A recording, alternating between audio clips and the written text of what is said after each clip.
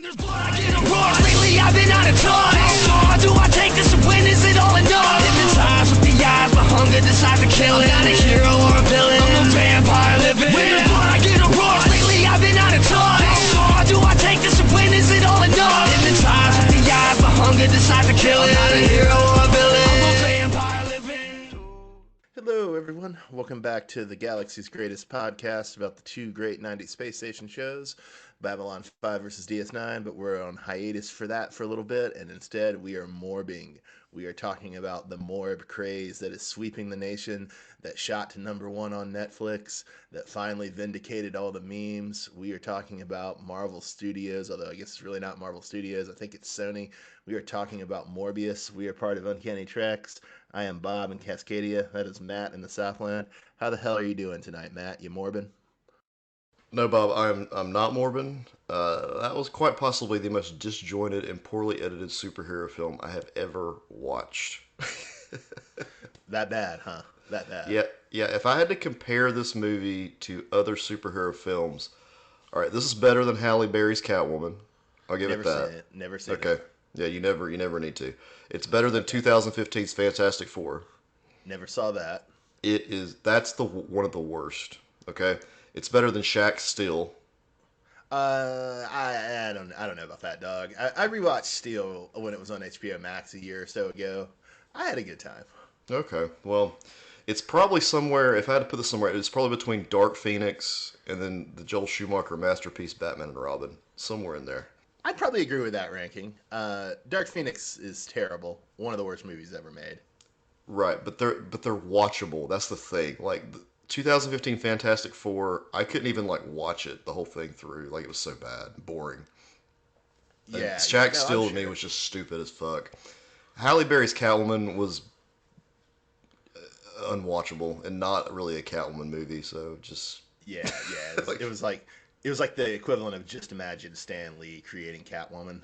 correct. Yes. So I'm going to say I'm going to put it between Dark Phoenix and Joel Schumacher's Batman and Robin. Yes. I don't know. Maybe we should argue about this more later on. But like, I'm gonna agree with you that this is bad, and I'm gonna agree with you that it was disappointing because it was bad in a mostly kind of boring way, a kind of bland way, and a not exciting way. Which I was hoping for it to be like bad in a fun way, and it's not that. It's just boring. But I I don't think there's that much of a difference between this and the quote unquote good superhero movies. Like, there is some difference, I will grant you, but like, I don't think there's a world of difference between like this and Thor 4 or like, the new Spider-Man 1. Like, they're not that different. This is not well executed, I grant you, but it's in the same ballpark. It's even maybe in the same section. Yeah, it's paint by numbers, Bob. It's what it is. All little points of all of superhero films. Make sure they get those out of the way. But they Yeah, did it poorly. and very very much like the Venom movies, although I think the Venom movies are much more entertaining.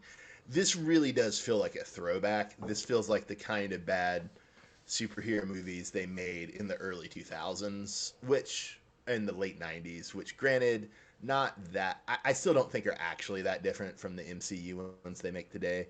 But that is the weird thing that Sony does. Is it's like they're still kind of following the late 90s early aughts model rather than having cracked the not very difficult code of like the Marvel model.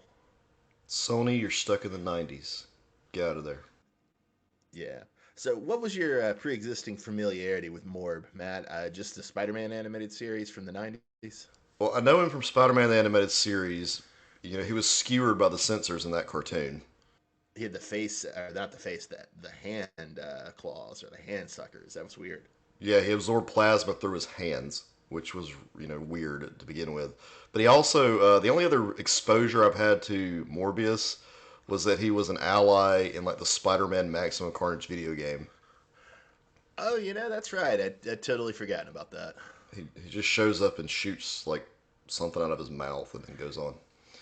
Doesn't he usually like fly when he shows up? Yep. Yeah, he like he floats. It was pretty Floats, poorly yeah. animated, but yeah. Okay. Okay. Interesting. Yeah, I've even read a Morbius comic. several years ago, when they were doing Marvel Now around like 2013, 2012, 2014. There was a Morbius series. I don't know if it was meant to be a miniseries or if it just only lasted 8 or 9 issues, but there it was, and it was written by Joe Keating, who I like. He's done stuff like Glory that I'm really into. But I read it. It was all collected in one trade. I tell you, I can't remember a damn thing about it though. Can you at least tell me, is Morbius primarily a Spider-Man or a Blade villain? Or is he meant to be an anti-hero? Or is he a hero? What is he? Much more an anti-hero and much more associated with Spider-Man than Blade. Okay. He like it was one of those. I think the reason he's not just a normal vampire, I think they were still kind of dealing with the comics code when they created him in that, Oh. which I think was like the late '60s, and so like that's why I think I might be wrong about this, but I think that's like why he's the living vampire, and he's a little different. And then a few years later, the comics code relented and allowed them to just straight do vampires. So Marvel started doing like Tomb of Dracula, and Morbius was never a big deal, but in the early '70s, like when you had the Marvel horror comics craze, you would see like some Morbius like solo adventures. I think he had a backup in like Vampire Tales, things like that. So he's been having solo adventures, albeit not very many of them, since the early '70s, and I'm pretty sure he's like fought Spider-Man much more than Blade. But yeah, ultimately he's like a more of an anti-hero than a villain or a hero, I would say. So before we actually dive into the film, do you think Morbius warranted a film? Did Morbius need a movie? No, but I could see the attraction, right? Like it's a vampire superhero. That's cool. Blade did really well. Like there's no reason this, had to suck. Like it could have been a lot more interesting. It just wasn't. But yeah, I don't know. There was no need for it, but it could have been interesting. I guess would be my position. Yeah. So you can actually see the reasoning as to why they needed Morbius. Like that's the thing, or why they need, well, not why they needed, but why this could have worked. I guess I'm trying to say, like, why it could have been better. I think Yeah, I I like think I so. like that you're using the Blade as an example because if you look at Blade's success and then compare it to, then they're like, oh, we can strike gold again with Morbius. He's a vampire. They'll Yeah. buy into that, and that's I don't feel like that's what's happened. I mean, there is a big difference between Blade and Morbius's characters in the sense that Style, Blade had, well, no, in the sense that Blade has been in a lot of good comics, yeah. and Morbius, to my knowledge, hasn't.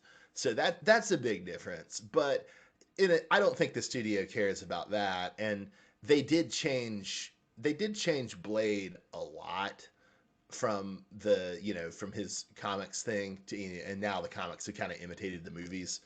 Whereas with Morbius, I think they broadly stayed pretty faithful to him, especially like the a lot of the minor characters in this movie. I think are based on characters of the first Morbius story in Spider-Man, which I read years and years ago and don't remember and don't care, But like I think if anything, this is like a kind of weird product of like it's stylistically like the late '90s, early aughts. Superhero movies, but if it had shared their kind of disrespect for the source material, it might have been more interesting because they didn't just follow the template with Blade. They created him into something somewhat new.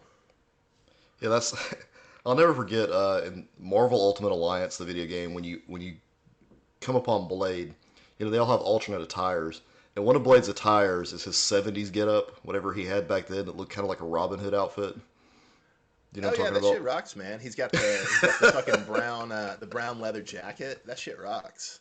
Yeah, he's got the kind of, if I'm remembering right, it's like a small afro, Yeah. So do you think that goggles. would have been as he would have had as much of an impact wearing the hat?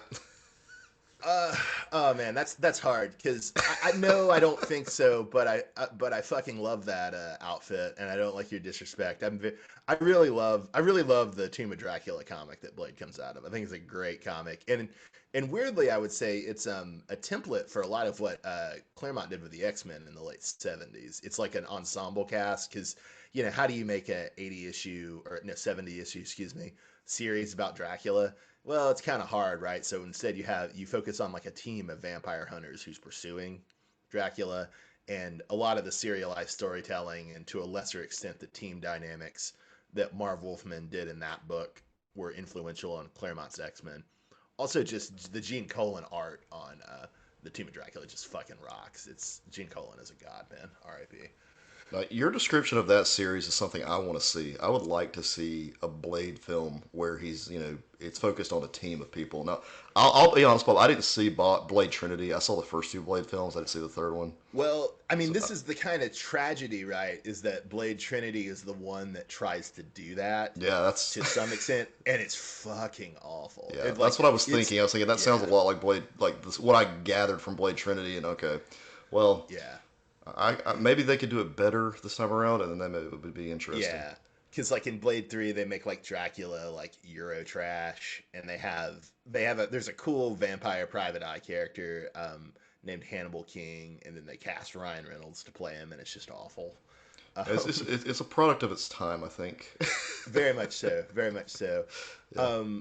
Yeah, it's a tragedy. It's a They tragedy. like those trashy blood. They like those trashy vampires in True Blood. Let's stick some of those in there, I guess. Huh? I think it was actually a little pre True Blood. Oh, it was, yeah. I think you're right A because True Blood little, was in the early yeah. aughts. Yeah. Well, no, True Blood I think was Or more in the sorry, mid and late late aughts. Late aughts. aughts, Yeah, yeah. True Blood yeah, was late aughts. yeah, yeah. No, one last remark I'd just say this film is better than Blade 3. All right, so I will say to start off that having two prologues to a film is two prologues too many. Oh, I agree. The pacing is it's fucked from the very beginning, Bob. You have a first prologue that's basically straight out of Nolan's Batman Begins.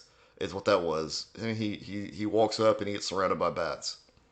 Yeah, and oh boy, is that not the last Batman Begins connection we have? Oh But no, yeah, you have yeah. the bat. Yeah, you have that rip off, and then the second prologue is just like it's designed to stoke my anti-English bigotry. You see like young Morb and young Milo being like annoying English kids in a school in Greece. Oh God, it's awful. Yeah, the second prologue turns Morbius into Forge from the X-Men, and it shows just me how it's trying to show me how brilliant Dr. Morbius is by holding tightly to my hand, Bob. They're holding my hand through this whole film because I'd never know how smart he was without watching him take an ink pen and do some stupid thing to a blood machine. I get they're trying to show me what's going on, but still, like, I don't need all that bullshit. Because then you go to the next scene, which is all about like him winning the Nobel Peace Prize. We get it; he's smart. I get it. You don't just shove it down my throat. Yeah, yeah. And Yeah. I gotta say, it's a huge dick move of young Morb to name every friend Milo. I mean, we were laughing about it in the room when we watched it, but man, it's a weird move. It's a weird move. You're my new Milo. Yeah, Morbius is kind of an asshole through this whole film, and it's someone I don't really want to follow. So they set it up pretty early that I don't really care for Morbius as a human being. Yeah. So Milo, played by Matt Smith, although not yet because we're still in the childish prologue. He's apparently loosely based on another living vampire character from the late '90s who I did not know, but he's called Hunger. I think it's a different name, but it's a fairly similar character. So he's not named Lucian. Oh God, I don't remember. Probably not. Lucian. Didn't you Maybe. like? Didn't you like when that name popped in there? Oh, look what they're doing. Oh yeah, he's got that Lucifer tie to it. Or it's just a ripoff of Lucius Fox. You're Maybe right. It's probably more of a Satan tie. they were trying to make him dark. Yeah, hail Satan, baby, hail Satan. So Jared Harris is playing Morb and Milo's mentor. Jared Harris is a great actor, but he does get stuck in some dog shit franchises. He was Moriarty in the Robert Downey Jr. Sherlock Holmes movies, which are terrible. He's the lead in the Foundation TV series, which has good parts and terrible parts. You got a favorite Jared Harris performance, Matt? I was recently saw him in a the crown. He's King George VI. Oh God, I didn't know that, and that pains me to my soul to know that. Yeah, it's nothing. I mean, I'm not saying it's not a favorite performance. I'm just telling you another performance I know him from. I don't have a favorite. He's a mid-show regular on Mad Men, like seasons like 3, 4, and 5, I think. And he's great on Mad Men. It's a great role. He's a really funny character. Mad Men's colossally good show that I think the culture's forgotten a little bit. But yeah, that's actually why I have a lot of affection for Jared Harris's Mad Men. Yeah, I need to go back and maybe rewatch Mad Men at some point, but I've watched probably the first season or two. I mean, you have the idea. It's not like I think it's a very very good show, but it's like not a show. It's not like a show like Breaking Bad that builds, right? Like it is the show it is, and it's very good at that. But it kind of is the show that it is.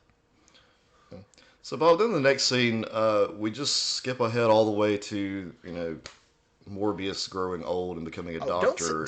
don't say that's a bad thing, man. I was grateful we skipped out of the childhood. You don't want to stick around his childhood a little longer, Bob? See what goes on? See what teenage Morbius looks like? No. Maybe they could tell us how he got so smart. 'Cause, Well, Matt, that's going to be one of the spin-offs in the Spider-Man extended universe that Sony's doing. They're going to have Teen Morb. no, we'll probably have a what if, Bob. A what if? What if Morbius didn't, become a doctor but became a boxer or some shit? Well, I mean, at least it won't be branded What If, because I think MCU's got the What If on lockdown, baby. You're absolutely right.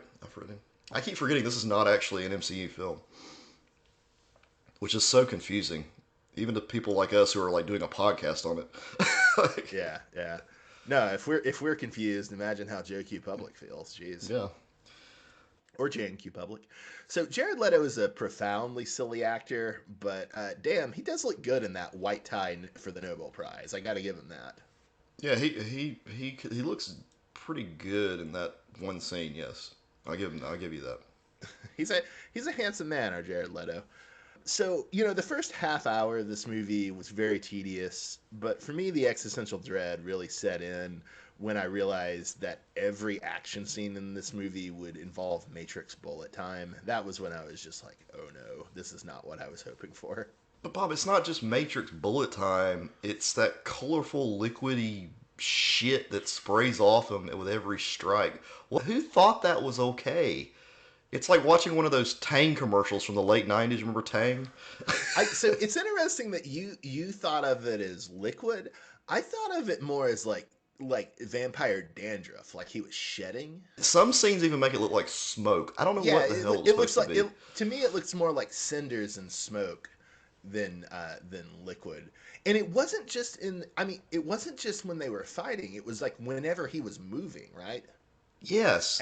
Yeah. Why? I mean, I guess they thought that was going to look cool. I don't Yeah, know. I mean, I appreciate going for visual coolness, but you maybe don't want something you're gonna have to spend so much of the movie like animating, for lack of a better term. Like, visual coolness is usually best in small doses, not in extensive doses.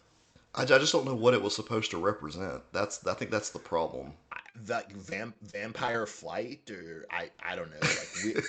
Like maybe to go back to your liquid theory, like that's the shit you lose as a vampire, and so you need the blood or the plasma to compensate. I don't know.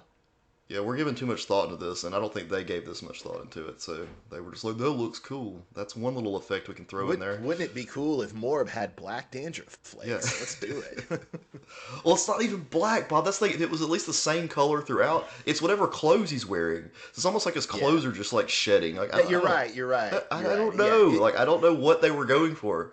it is like his clothes are flaking. Yeah, because it's almost like it's coming from the clothes and not his body. You're absolutely right. This is some weird shit. Like I can't even explain. Like it's hard to even explain without having the visual. But it's yeah.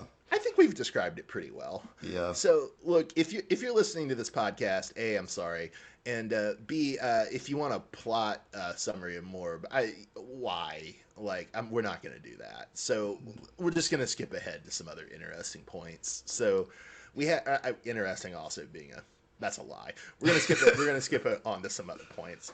So two FBI agents are here. Like Morb has killed some people. They're investigating Morb for killing the people, although they're not totally sure that Morb did it. No, no, no, Two To clarify, Morb killed bad people, not the one good nurse in the hospital.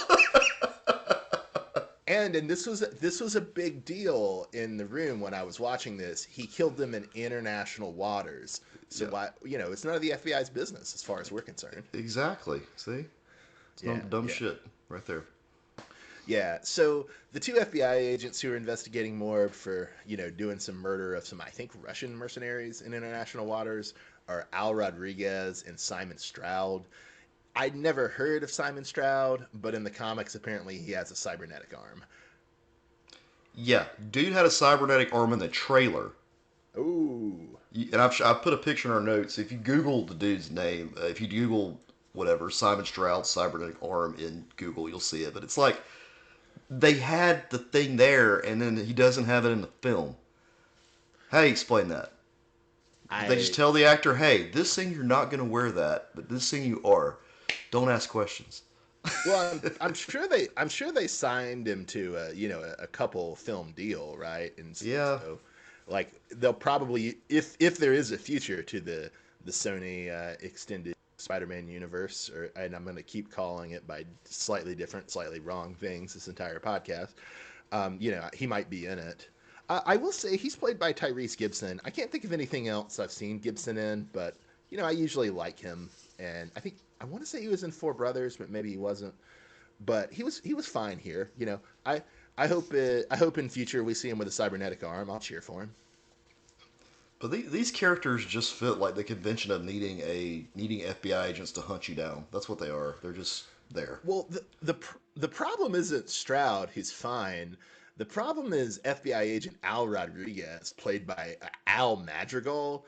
Now, like, I've never seen Al Madrigal act before, but goddamn, he's annoying. He was like honestly near the worst thing about the movie, and like everyone in the room thought so. It was, and granted, I know like the narrative convention of the FBI agents, they're supposed to bust the balls, but it wasn't like, oh no, I identify with Morb so much. Why are they threatening my hero? It was just, goddamn, I hate seeing this man on screen. Why is he doing this? I felt like he was a local actor of some sort trying to play like some town's like version of Christopher Nolan's Batman something with like he was trying to play Jim Gordon or Gary Oldman's Yeah, Gordon. Like yeah, it yeah. didn't No, work. Like that's true. That's very true. It was like, yeah, he had the kind of weird affectations like of Gary Oldman, Commissioner Gordon, but like combined with like a kind of, what would you say, like an open mic stand up comic vibe. It was really like fun. shitty acting. Yes, yes, I get it. Yeah. It's like he kind of looked like Goldman, kind of had some of the Yeah. mannerisms, but everything else is crap. So in the room when I was watching this, everybody was also very much annoyed when Morb like decides to bust up like counterfeiters. It's like, why does Morb care about counterfeiting? I guess he wants their lab equipment, but why would counterfeiting equipment help Morb do his vampire blood science? That was very confusing. I don't know. I feel like there were scenes that must have been cut because this movie is so short. There had to have been Well, stuff that explained all let's this. not criticize the one good thing about the Yeah. movie. Okay? It's a fucking 90 or 100 minute like pimp show, man. Like, more superhero movies need to be 90 or 100 minutes. If you're going more than 100 minutes, you're doing it wrong. You're doing it wrong. Is there? I wonder if there's like a novelization of this. I don't really want to read it, but I still kind of wonder like if we're missing pieces from in the film that they just cut for time. Didn't they mostly stop? I know there's a few exceptions, but didn't they mostly stop doing novelizations in the early aughts? Maybe I don't know. I've read all the Batman films came out. I read all those, But and I think the Batman ones are exceptions. I think for the most part, because like when we were kids in the '90s, every movie basically, not every movie, but every like Hollywood movie that was any sort of action movie got a novelization, and that's just like yeah. in the Line of Fire, U.S. Marshals, stuff like that. They were just yeah. It was almost like a form of advertising. Yeah, yeah, it very much was, and they were invariably terrible, and there was no reason to read them. But occasionally you would have a couple scenes that were not in the film, or like a character would be called by the name they were called like in the second draft of the film and not the fifth. Right. I like it when a big name writer does one though. That's when it's good most of the time. When I they can kind of they have a what's it little. what's an example of that? Well, they had Denny O'Neil do the Batman ones. I thought that was pretty awesome. Oh, he did the ones for the Nolans. I think he did several. Denny O'Neil did some Batman novels, but I didn't know that they were film I'm adaptations. pretty sure he did. Maybe I may just be completely making that up, and I apologize. But Well, he did the Nightfall adaptation, oh yeah, he did. Maybe that's what I'm thinking of. and then he had a question novel. Oh no, you're right. He did for Batman Begins Oh, and for The Dark Knight. You're I'm right. not wrong. Yes, gold stars for me. And then in between them, he did a question novel that I tried to read and I didn't like very much. It was not nearly as good as his original question run. But yeah, R.I.P. to Denny O'Neil, by the way. Real great guy. Really decisive influence on Batman for 30, 40 years. Okay, yeah. So I don't know. The one other thing I would say about that is I'd be really curious to know like what was the economic reason they were doing novelizations of movies and what was the economic reason they stopped. I would just be really curious. Yeah, I don't know. I feel like I've read something about this somewhere, but I don't. I can't figure out the reason. Because you're right, they had novelizations for everything. You couldn't go to like the grocery store without seeing a novelization for like whatever film was out at the time. Yeah, wild, wild. So I we have a scene. Morbius is interrogating the counterfeiters. It's kind of one of those like fucked up like pro torture Jack Bauer scenes. He's like breaking a counterfeiter's hand. It doesn't really work as a scene.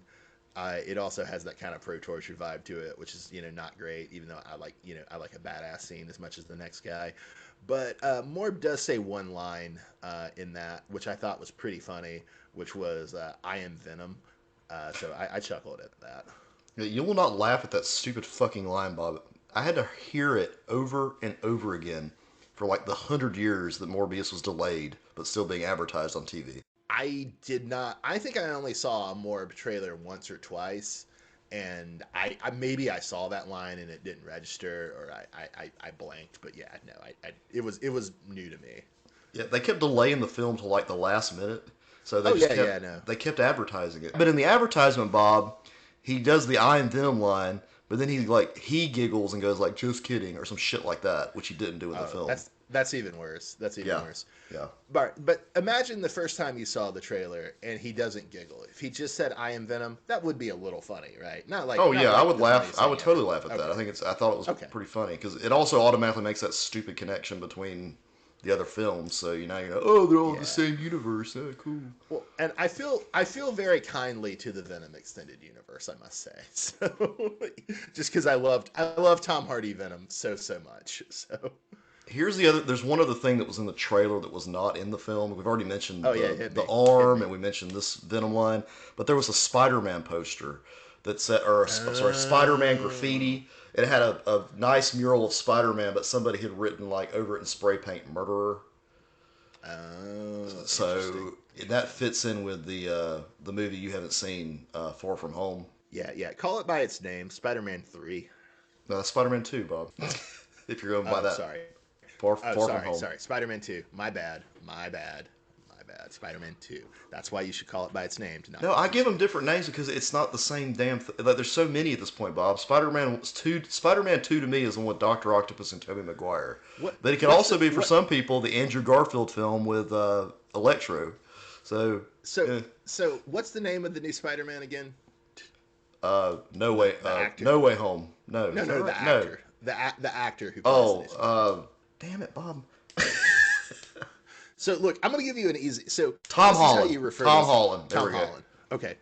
So you say Tobey Maguire Spider-Man 3, you say Andrew Garfield Spider-Man 2, and then you say new guy Spider-Man 3 or Tom Holland if you're feeling precise. Like that I think I'm That's the not easier going way to to do remember. it. Yeah, that is definitely.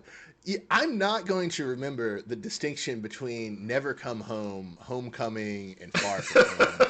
That I'm not going to do that. Fuck you for thinking I am going to do You that. don't like the play I on merely words. What's funny is no, I I think don't. I even screwed up talking to you because I think that No Way Home is the number 3, not Far From Home. I think I screwed up. Yeah, No Way God Home damn because he it. can't get home. Yeah, that's it. Yeah, no, Yeah, I'll give you this, Bob. You're absolutely right. My argument was probably yeah. not making it. Oh man, this is a rare victory for We'll Bob. just I'm say going to Andrew savor it. Garfield's Spider-Man 2. Yes, that's what it is. Another option is that we could just keep the numbering going. So Andrew Garfield is 4 and 5, and then new Spider-Man would what be 6, 7, and 8? Yeah, I think that also works. Yeah, but then I'm gonna have to like embarrassingly count on my fingers and like remember the villains. I'm not gonna do that. I'll And be it's like like when you say Spider-Man 6, do you mean the coming Sinister Six movie, or Green do you mean... Goblin. That's 3 films and 2. No, I can't do that, Bob. All right, Okay. so So we're gonna get to the Spider-Man extended universe soon. One other observation was that and this is to connect it to different cinematic universes. So, Morb seems to have the Aquaman of Bats powers, which was something. I don't know why they did that, but it was something. And we also get a lot of, like you said, a lot of Batman Begins energy off this movie. I mean, clearly Morb is Bats. Matt Smith is clearly doing the Cillian Murphy Scarecrow thing. We already covered Rodriguez as Gary Oldman, Commissioner Gordon.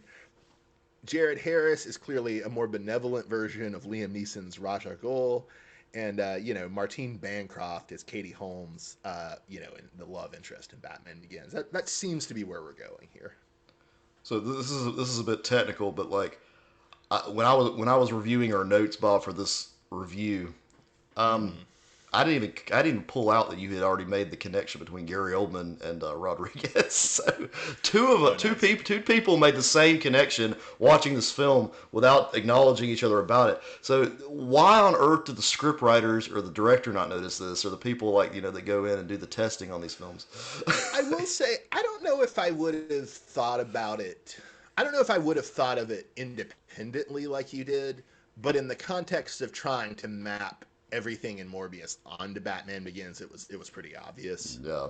I'm in no way, though, saying it's on the same level as Batman Begins. Batman Begins is a way better film, in my opinion, but this movie is just... It is weird because, like, before I was criticizing it for saying it's like a late 90s, early aughts superhero movie, and it is.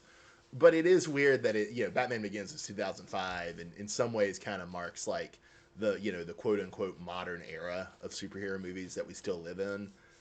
It or Blade, I guess, would be the two you could flag as the starts. And even though does feel very late 90s, early aughts, it is so clearly imitating Batman Begins, although more in superficial ways than I think in like structural ways, if that makes sense. Right. So Matt, did you have any thoughts about Martine? She's apparently a character in like Morb's origin in Spider-Man, but I don't think in the comics she ever gets vamped.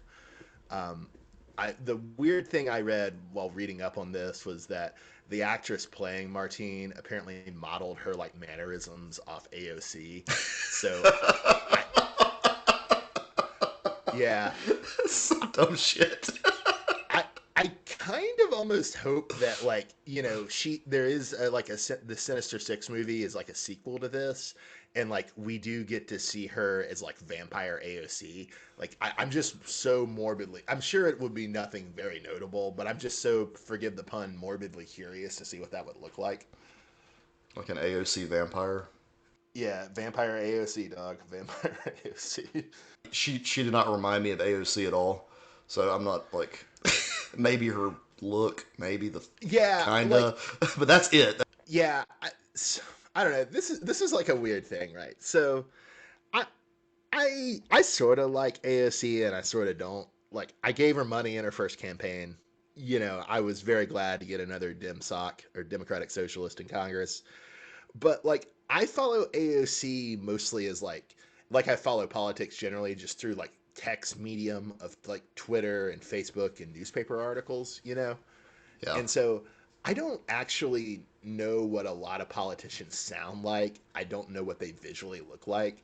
I've had weird experiences when I'm arguing with my conservative grandmother when Fox News is on in her home, and I ask who somebody is, and she's like, "Oh, that's so and so," and it's like you don't know who they are, and it's just like, well, no, I know that they're a senator from wherever, and I know these are their kind of signature things, but I don't know what they look or sound like. So you know, like the things you probably should know about them. Whereas your grandmother just Yeah, knows what they look like. yeah. Well, she knows if they're good or bad, Matt. Yeah, She yeah, knows good if or they're yeah, good and or good or bad. bad. There you go. Yeah. But so I'd actually gone a long, long time not knowing what AOC sounds like, and I gotta say, when I finally did hear a speech from AOC, she sounds a little annoying. Yeah. And all that is to say, Martine doesn't sound annoying. Bland, possibly, but not annoying. Yeah, her whole character is summed up as she's his assistant, and then you find out she's his girlfriend too, apparently, or some shit like that. It's very obvious from the get go. And then later on, Bob, she's gonna be a vampire. She'll be a vampire in the next film, I'm sure. That's the end. Oh yeah, yeah. Well, yeah. I That's mean, her she's turned character. at the end. She's turned at the end of this one. Although, I Yeah. mean, in a way, this is progress, right? Because like 20 years ago, if you saw her, you'd assume she would have died as motivation. So, the fact that she lives as a vampire is, in some way, narratives are getting slightly more progressive and are not just using women as women characters as motivations for men. All right, Bob. So, were there any visuals in this film that you actually liked? Matt, I would be lying if I said that the tube of constantly flying bats in Morb's lab didn't kind of crack me up. It was a motif that they kept going back to, and it made no goddamn sense, but it was kind of funny. Yeah, I agree with that. That was an interesting visual, seeing the bats. And then the when you said tube of bats, I was thinking of when he was shooting off the bats in like a big like bat spray type thing. I don't know what you would call it. I was okay with that. A shark repellent bat spray, Matt. Yeah, that kind of thing. I was good with that visual. And other than that, that's about it. I, this movie, ugh, like I don't know what they So were thinking with the visual pieces. I even Googled a couple of things, like just to look at like back, like what they were doing as far as like back, behind the scenes type stuff. And it just wasn't, they have no explanation. It's just like, why? Why does he need Kool-Aid shooting out of him all the time? Why? Why does, why does everything need to be Kool-Aid, blurry? Kool-Aid or Kool-Aid or cinders? That's going to be the hugest debate of this episode. I say cinders. You say it's Tang. Tang, it's Tang. All right. All right. So, Matt, was there any violence at all you liked in this film? No, no, none. It was so bland. No. I would also say no, but I would give it up because I do like good dancing, especially from a man in a film. Uh, and so I'll give it to Matt Smith dancing. That's why this movie is better than X-Men Apocalypse, is because Matt Smith dances. God damn it! If Apocalypse had danced in X-Men Apocalypse, as we know, that actor whose name I'm blanking on, who plays Duke Leto in Dune, Oscar Isaac. If Oscar Isaac had danced as Apocalypse in X-Men Apocalypse, that would have been a great movie. He didn't. Matt Smith danced in Morbius, so it's a better movie. There you go. Yeah, Matt Smith is definitely like the he's my character of the film. Like this is the only character with any redeeming value. Because he Yeah, knows yeah, this shit is stupid. I'm not talking yeah. about whoever. I'm not talking about Lucian or whoever he played. I'm talking about Matt Smith himself. He knew this shit was stupid, so he chews the scenery and he does whatever the fuck he wants. That's awesome. Yeah, he's really charming. Dude's a star. It shows. Yeah, Yeah, he's my character of the film too. yeah. He's a Daemon Targaryen on House of the Dragon. Good show. You need to watch it. Yeah, I don't believe you that it's good. It is so B, good. I've heard that he has ED on House of the Dragon, and that makes me sad. I want Matt Smith to fuck, He man. doesn't have. I want him. I want He him. doesn't. You need to I've watch the had, damn I've had show, Bob. You don't know who you've been listening to. I've had reports from reliable sources that tell me that Matt Smith is albino dragon lord has ED, and like ED, like there does need to be ED representation on film, whatever. I'm not saying no. I'm just saying no to it being Matt Smith as a dragon lord. That's what I'm saying no to. He can get it up for certain people, but that's like further into the season, so just forget it. All right. Oh, Yeah. All right. oh man. Suspense over whether Matt Smith can maintain an erection actually does sound like good TV. It's like, what the fuck? That's your reason to watch House of the Dragon, Bob. There you go. It's like my sex life has been put on HBO, Matt. Yeah. All right. Now, see, if we had sponsors, this would be the time to go into our Blue Chew. Yeah, it'll get your dick hard. So, least favorite character, Bob, it's not Morbius, it's Jared Leto himself. I don't like Jared Leto. I've decided. I just don't like him. I'm sorry. I don't hate Jared Leto. This is not his finest hour. You know, What I is don't his hate finest him. hour, Bob? What have you seen with him in it that's good? Well, it's probably not a movie we're allowed to like anymore. But I thought he was good in Dallas Buyers Club. Oh, I, I, I don't care. I don't like Jared Leto. I think they could have come up with someone different, and it may have been a better film. I feel like the problems that look, I'm not saying Jared Leto covered himself in glory, but I feel like the problems were the writing, not Jared Leto, and I don't know, man. I feel like I don't know. I just like the problems were also like so much else about the movie. It wasn't Leto himself, even though I agree with you, it wasn't a great role. No. He was good in not Phone Booth. Phone Booth's a terrible movie. He was good in Yeah, Panic. Bob's a He was bad good at, movie. That's what I've seen. yeah. He was good in Panic Room. Oh yeah, Panic Room. I forgot about that. And then I don't hate him as the Joker. I don't love it or anything, but they kind of like I don't hate people's like I don't get people's over the top hatred for it. I feel like he did have to do something weird because like after when you're following up Heath Ledger, like what else can you do but just be fucking weird, right? Right. I think he followed up and bombed, and that's about it. And then I would say like I don't know, like I think I enjoyed his performance as Neander Wallace in Blade Runner 2, right? Like it's way over the top, but I enjoyed it. All right. You have a least favorite character, Bob? Yeah, it would be young Milo. You know, also young Morbius is a close second. And then it's amazing that I hate them even more than Rodriguez, who I also deeply hate. But yeah, it's a race between Rodriguez, young Milo, and young Moore. But I think young Milo wins. So I assume we have too many regrets about this film for us to list them all, Matt. But do you have a biggest regret? Yeah, I regret not buying the Morbius action figure from the animated series back in the '90s, Bob. That's my biggest regret. You think you'd have been able to flip it when this movie shot to #1 on Netflix, Matt? Probably, yeah. I could resell that thing. No, it ain't worth nothing. Uh, it was kind of cool looking though. I don't know why I didn't have it. But Bob, this movie's just bad. The ending, it's just a bad film. I think what I'll say is I regret everything about this movie except for the memes. I think the memes are still hilarious. Yeah, the memes are great. Thank you, social media, for creating this, making these shitty movies memorable. They tricked Sony into re-releasing it, and Yeah. it bombed a second time. And then Sony believed it too. Oh, Like God. Sony And then didn't even catch on. How do they not have people in their building? It's got to just be a bunch of like people saying yes to everything in these buildings. I guess they have like some dude on top, and he's like, "Hey, let's re-release it. Look, everybody wants to see this film again." And nobody's got the balls to say, "No, sir, that's just them being sarcastic." Either that, or they're like us, and they just want to see if it'll actually do it, if they'll actually re-release it. I did sign the Change.org petition urging Sony to re-release it a third time, which, if I remember right, was like headline: "We're sorry, we were busy that weekend. We'll see it this time, we swear." So I guess to get to the larger shared universe stuff, and we'll kind of close on that. Although we have a bit of stuff to say about that. Was Michael Keaton Vulture in Tom Holland's Spider-Man 3, Matt? Okay, Vulture wasn't in Spider-Man. Tom Holland's Spider-Man 3. I've got to fix my way I say it now because he was not in No Way Home. All right. In No Way Home, you had Doc Ock, Lizard, Electro, Sandman, Green Goblin. Okay, you had 5 people. 5. Okay. Vulture was in Spider-Man Homecoming. He was the main villain. He was in the first Tom Holland movie. Did they make like a joke about how they were like one guy short of a Sinister Six in that movie?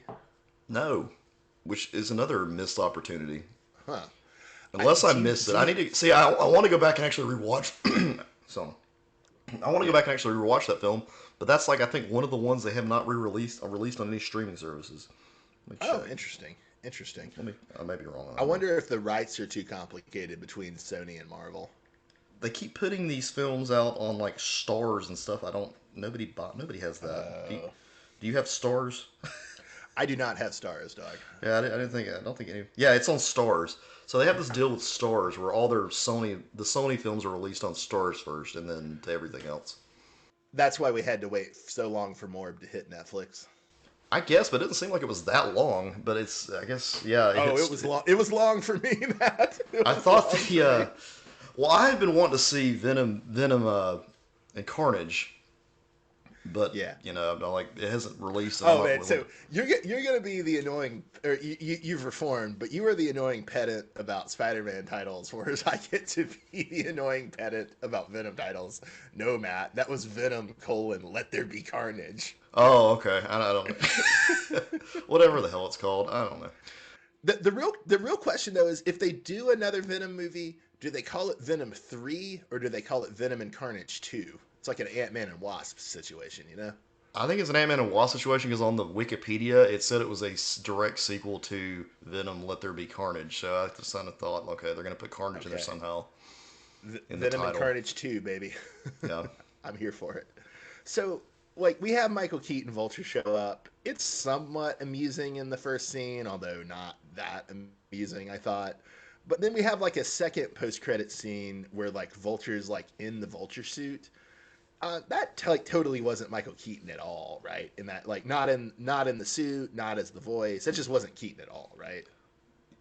Yeah. So I think that was Keaton's voice, but it was probably recorded off like an iPhone. So does that answer your question? Like, it didn't sound like him, but I'm thinking they're like, we need to throw this scene in here. We need you to say this shit. Would you just say it? And we'll Turns out Michael Keaton was in prison that weekend, and so yeah. like they recorded him off the prison phone system. Yeah, it's really bad. But was it supposed to be Michael Keaton playing the part of Adrian Toomes as the Vulture? Yes, it was supposed to be Michael Keaton. Yeah, playing. yeah, yeah. I got that. I got Yeah. that. Yeah, yeah. So Matt, why don't you rank the movies in the new Spider-Verse for us? All right, so if I had to rank the films, Spider-Man: No Way Home would be number one. Which is the third one? That is yes, that's Spider-Man 3. Spider-Man: Okay. Homecoming would be my second in the rankings. So And that's that's the the one first I've one. actually seen. That's the first Yeah. one, Okay. yeah, Okay. with the Vulture. Okay. Spider-Man: Far From Home would be the third one. That's the one with Mysterio. That would be third in my ranking. Then I'd go with Venom, and then I would go with Uh-huh. Morbius. All right, Okay. I'll Okay. I'll watch Venom 2 like once it's on streaming service, but it'll probably just fit right behind the other Venom. I doubt it's worse than Morbius. So I don't think so. I would rank the ones I've seen: Venom, Venom 2, the first MCU Spidey. I guess that's Homecoming. Yeah. Yes, Homecoming. Yeah, I think it's Homecoming. And then I would say Morb. The caveat I need to throw in is I think we were in lockdown when Venom 2 came out, and so I didn't get to see it in the theater, although I wanted to. And I watched it on a plane, but the audio was fucking up. And so I only heard about half of the dialogue. So I I think Venom 2 is in between Venom and the first MCU Spider-Man, but if I ever rewatch it, I might have to reevaluate that ranking. Okay.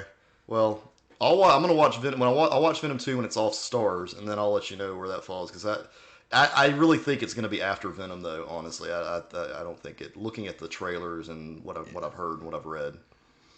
Maybe I don't know. I kind of want us to get back to B5 coverage, I guess, at some point, since JMS seems really, really determined to make the reboot happen. But I wouldn't mind doing some Venom and Venom 2 coverage for the podcast. Yeah, we might be able to do that. I'm good with that. So Cool. maybe So, one day, Bob, though, we'll get that Sinister Six film made that everybody fucking wants and has wanted for 20 fucking years. I have people wanted it for 20 years, or have they just been saying it for 20 years? People want it, Bob. I mean, this is the whole reason for continuing to add these new villains to these films. Even with Tobey Maguire, they wanted one. With with Andrew Garfield, they were already setting the stage and had already put out like 20 movies they were going to release, and then they had to backtrack.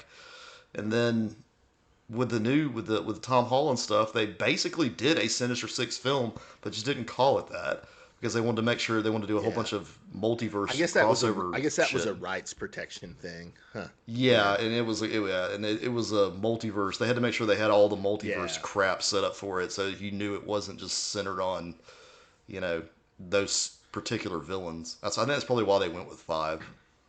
So, if they're doing it, and as the movies have, like, they can bring in other characters, right? But as the movies have gone, our options right now are what? Morbius and Vulture, obviously, because they're here. Yeah. Then you could fit in Vampire AOC, and, and You don't have then, two vampires on the team though. I mean, that's kind of weird.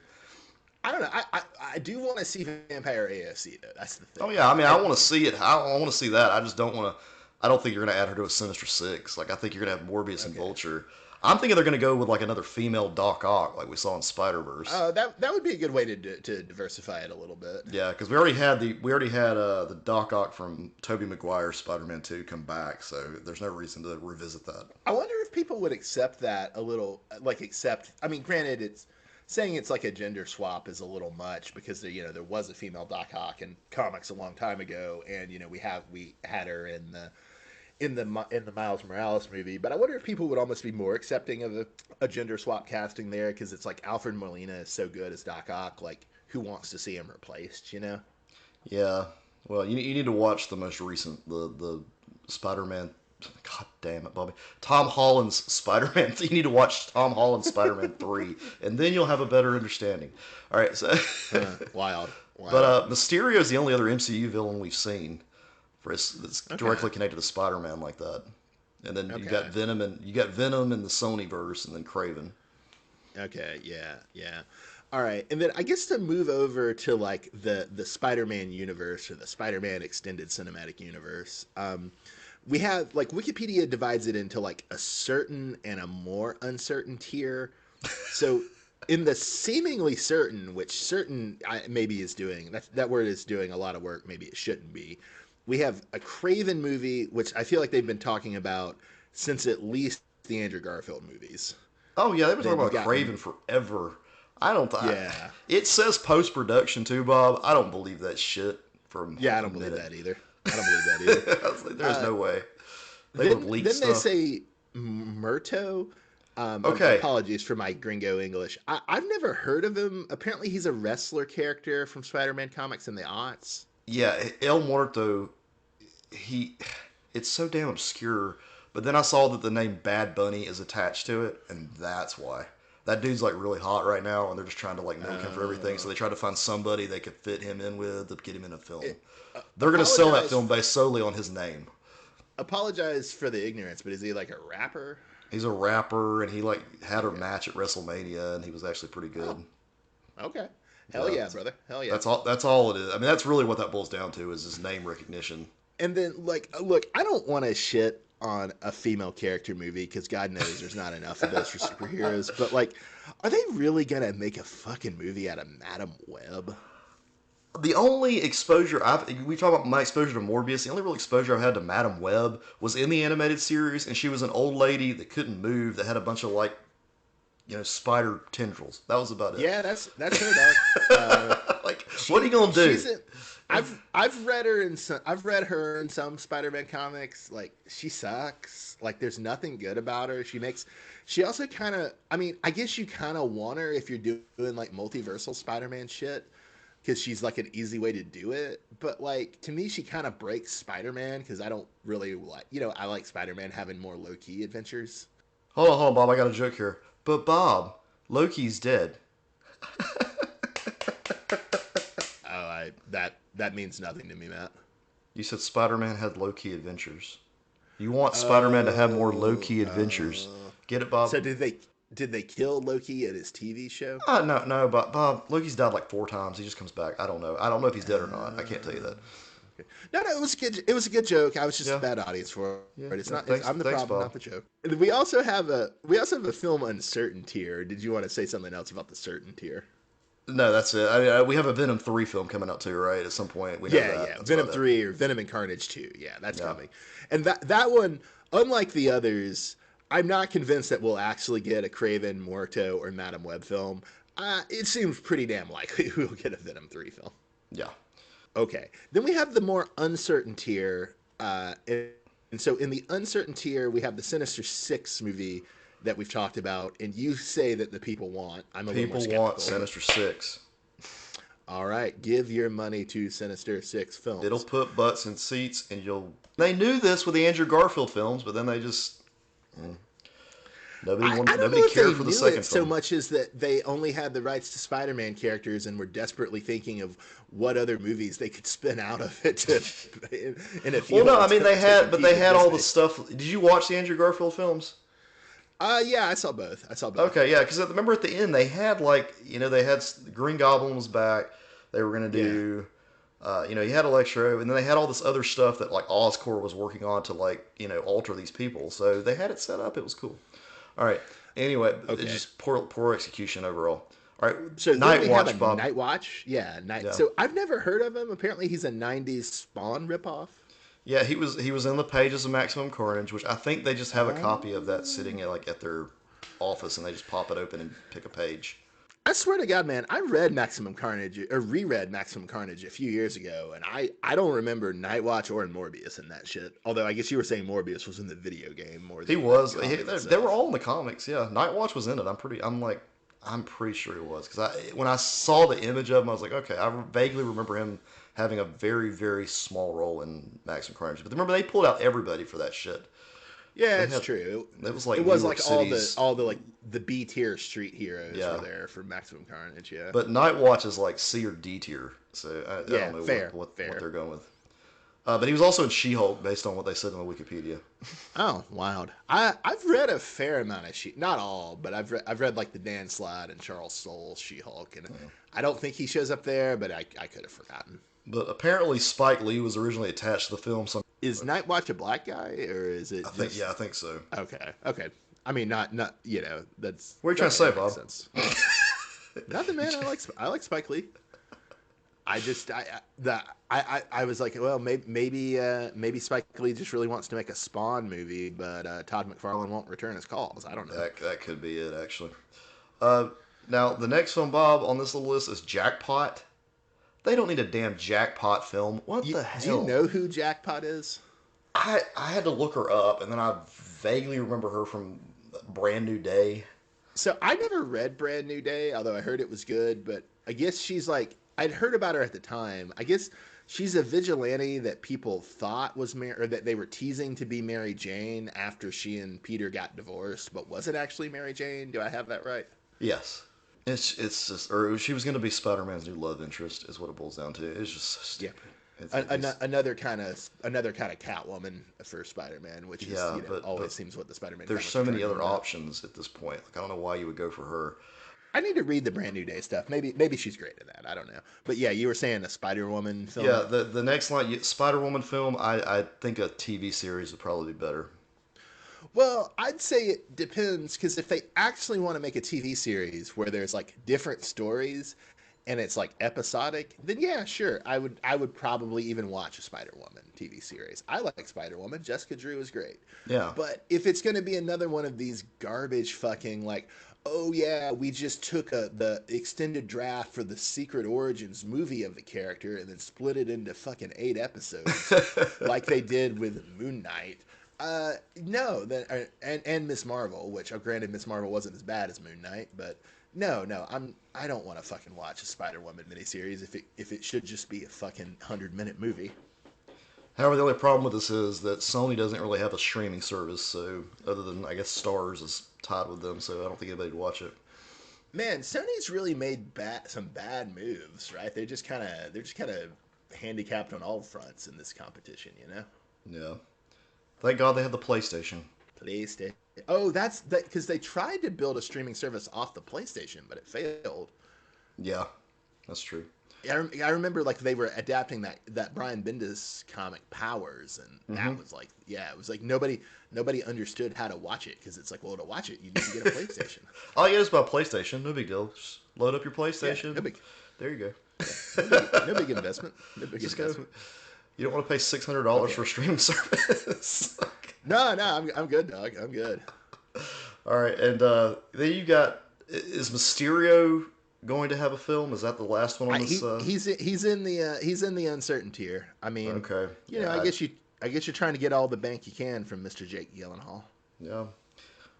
All right. So there's also some TV series, Bob, and I feel really Yeah. bad about saying Spider Woman should be a TV series when I look at the names of the people who are of the characters who are getting TV series, because it's just all female characters, and Yeah, so Silk, and then originally, and I think this goes back to the Andrew Garfield Spider-Man universe. They really wanted to do a Silver Sable plus Black Cat movie, which, I mean, I guess could work. There's no real connection of those characters in the comics other than they both have silver hair, but and they both romantic tension with Spider-Man. But sure, whatever. Okay. But then they canceled the movie, but they really want to do it as a TV series, which I don't know. I like Silver Sable and Black Cat, so I'll probably watch it, but I don't know. They were trying to talk about bring Black Cat to the actual screen forever, and it's never happened. So I'm just gonna hold my breath on that one. I mean, do you think it would be a kind of obvious move if they could get it out before they really, before DC does a successful Catwoman solo thing? That'll never happen. We're never gonna see Black Cat or Catwoman in a seat in a what do you call it? A single, not a shit. Sorry, my train of thoughts left. I don't know, man. What do you call that? What do you call that when it's just a single solo character? movie. A solo movie, Solo. yeah. We're not going to see Black Cat. I don't think we're going to see Black because Catwoman Halle Berry movie killed it for her, and then They did a Black Widow movie. They can do Catwoman has like and even Black Cat have more, I think, more name recognition than Black Widow. I don't know about that because Black Widow is your top female in the Avengers, and they didn't release that Black Widow movie till way after they've had exposure to her through everything. My impression, maybe I'm wrong. But my impression was they waited far too long because people. Oh, they did. Oh, I agree. Yeah. Yeah, they did. But I'm just saying the amount of exposure people know who Black Widow is. Not like too long in a moral sense though, just like too long in the sense that like the time to have made a Black Widow movie would have been about the time of Iron Man 3. Like Yes. that's when people were primed for it, and then the fact that they waited until just like what, a year ago, that was insane. People would have been way more excited had it been released way back then, like Yeah. around the time Iron Man 3 came out, Yeah. and I don't before know, all the man. Infinity War stuff. Yeah, totally, totally. So, do you have any thoughts on the future of the Spider-Man extended cinematic universe? To me, it just feels like an insane list of unrealizable films that you used to tell me about all the things that were allegedly in development in the late '90s and the early aughts, and it just feels like that to me. Yeah, this is exactly what happened in the 2010s with the Andrew Garfield films. Sony jumps the gun and they have to like wind it all back. They're gonna eventually sell this to Disney. That's what's Yeah, gonna, yeah. and Disney's gonna own all the stuff. I hope it takes a while though, because I want to see what weird stuff we get in between now and then, and also like it seems like Marvel hasn't even had time to digest the X-Men. What are they gonna do with Spider-Man, right? Yeah, but Bob, they're set up for like the next 100 years with all the shit Oh they yeah, have. yeah. Oh no, I totally, totally. We'll be in the old folks' home watching this shit. That's true. That's true. Oh man. So I don't know. I guess to close out on another vampire subject, Matt. Did you see the teaser for the AMC TV show of Interview with a Vampire? Like this movie, it looks like shit. Yeah, I have. Yeah, it looks like shit. And were you ever an Anne Rice fan? Like, I feel like everyone goes through a stage at some point in their life. Like in my early 20s, I was. I read like all her books. Like just. I watched the movie and I liked the movie with Tom Cruise and Brad Pitt. And I think I even bought the novel, but I don't think I ever read it. You and Alan should talk though. Alan was a huge Anne Rice fan back in the day. He does, I think he recognizes that. Yeah, right. Yeah. You eventually you're like, yeah, this is yeah. like this is trash novel, but yeah. It's, Yeah. as a palate cleanser, maybe we should each recommend a good vampire movie. All right, Bob. I'm gonna go with Kronos. Hell yeah, dog. That's much better than I was expecting from you. Great Damn good choice. film. Yeah, what's that amazing Guillermo del Toro interview where he's like, I wanted to show not Brad Pitt sucking on Angelina Jolie's neck, but I wanted to show a vampire licking blood off a bathroom floor. Yes. Kronos Yeah. is awesome. If you haven't seen it, Okay. watch it. You're in Yeah, for a it's treat. great. Really great. My two Bram Stoker's Dracula from the early '90s fucking rules, and The Hunger from the early '80s. I think also great movie. Great movie. Well, that took way longer than probably it should have, but that was the Uncanny Trex We almost coverage of matched the Morbius. runtime of Morbius, Bob. Hell yeah, dog. Hell yeah. Don't you edit that shit, man. Just let it fly. Let it fly. All right. So I'm Bob in Cascadia. That's Matt in the Southland. Check out our soon to see coverage of Moonfall and Batman Soul of the Dragon. See you next time, folks. Thanks for listening.